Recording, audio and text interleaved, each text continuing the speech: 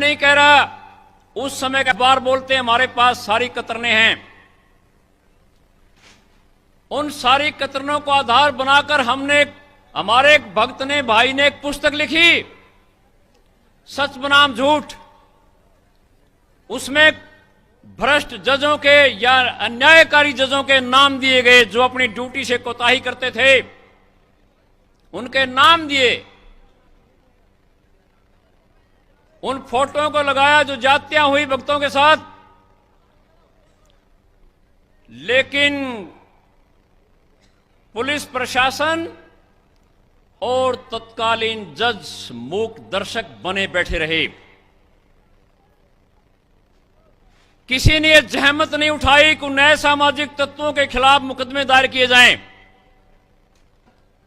क्योंकि वो सरकार के द्वारा भेजे गए थे। हो सकता है सरकार के द्वारा आज भी इस रैली में कुछ बैठे हों। उनसे हमारा यह कहना है कि अपनी इन गंदी आदतों को छोड़कर ज्ञान के आधार पर अपना रास्ता बदलकर अच्छे आदमी का जीवन जीने की चेष्टा करें। इन सारी कार्रवाई को देखते हुए देश के विभिन्न जगहों पर कुछ संत रामपाल जी के शिष्य तथा कुछ ऐसी ही विचारधारा रखने वाले जो संत रामपाल जी के शिष्य नहीं हैं, अपनी मीटिंगें शुरू करी कि क्या जुल्म हो रहा है। और अंत में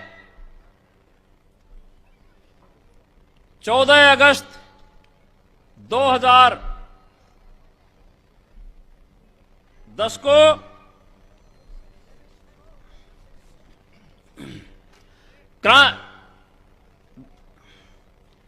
राजनीतिक, प्रशासनिक और न्यायालय की असहनीय बर्बरता का मुकाबला करने के लिए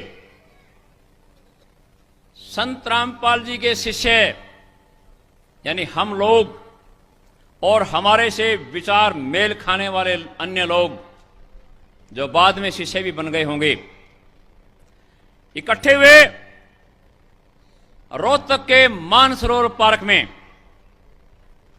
वहां चर्चा हुई सारी बात पर। इस चर्चा में से निकल कर आया ऐसी समिति का गठन किया जाए जो सत्य आध्यात्मिक ज्ञान के प्रचार प्रसार को करने वाले संतों व अन्य संस्थाओं का साथ दिया जाए। कोई गुंडा तत्व बीच में दखल डालता है तो उनको आध्यात्मिक ज्ञान के बल पर प्रेम से समझाकर रास्ते पर लाया जाए। बहुत जद्दोजहद के बाद राष्ट्रीय समाज सेवा समिति का गठन हुआ और वहां उपस्थित सदस्यों ने, अन्य सभी भक्तजनों ने और जो बिना भगत थे वे भी, सबने मिलकर सर्वसम्मति से राष्ट्रीय समाज सेवा समिति की कार्यकारिणी का गठन किया गया, जिसके प्रधान भगत रामकुमार दास जी ढाका को चुना गया।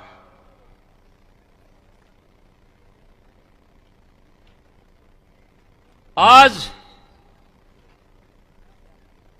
इस समिति ने देखा कि सच बनाम झूठ नामक पुस्तक लिखने पर भी जजों के, यानी भ्रष्ट जजों के, सभी नहीं, बहुत अच्छे लोग हैं, बहुत न्यायकारी भी हैं, लेकिन अन्यायकारी जजों ने न्यायालयों की गरिमा को गिराया है। राष्ट्रीय समाज सेवा समिति ने उस गिरती हुई गरिमा को संभालने के लिए ऐसे भ्रष्ट जजों का ध्यान आकर्षित करने के लिए तथा सत्य आध्यात्मिक ज्ञान के जरिए उनको समझाकर उनका रास्ता बदलने के लिए एक पुस्तक और लिखी, जिसका नाम है न्यायालय की गिरती गरिमा।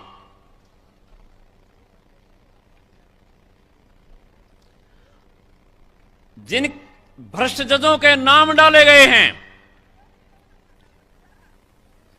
उनके बारे में कोई पूछताछ नहीं की गई, बल्कि उनके कहने से उनके बचाव में माननीय उच्च न्यायालय पंजाब एंड हरियाणा ने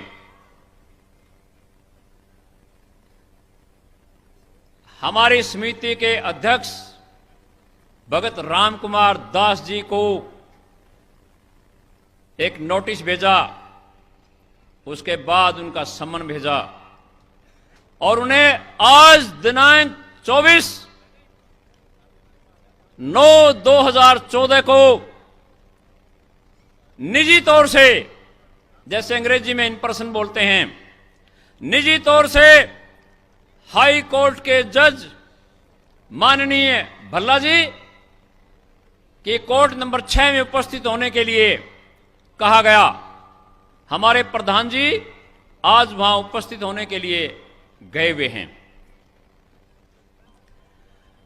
अब हम ये कहना चाहते हैं कि हमने ये पुस्तक